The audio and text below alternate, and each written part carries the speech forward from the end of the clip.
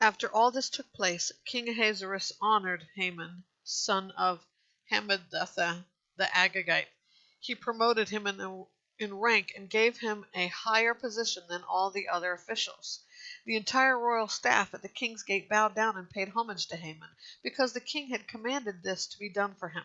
But Mordecai would not bow down or pay homage. The members of the royal staff at the king's gate asked Mordecai, "Why are you disobeying the king's command?"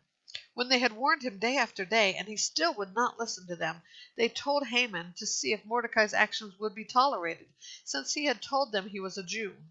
When Haman saw that Mordecai was not bowing down or paying him homage, he was filled with rage, and when he learned of Mordecai's ethnic identity, Haman decided not to do away with Mordecai alone. He planned to destroy all of Mordecai's people, the Jews, throughout Ahasuerus' kingdom.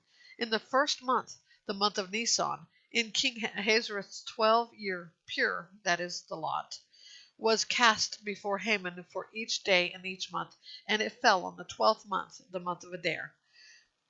Then King Haman informed King Ahasuerus, "There is one ethnic group scattered throughout the peoples in every province of your kingdom, yet living in isolation. Their laws are different from everyone else's, and they do not obey the king's laws. It is not in the king's best interest to tolerate them.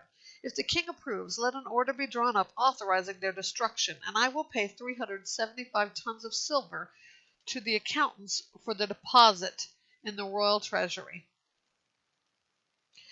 The king removed his signet ring from his finger and gave it to Haman, son of Hammedatha the Agagite, the enemy of the Jewish people.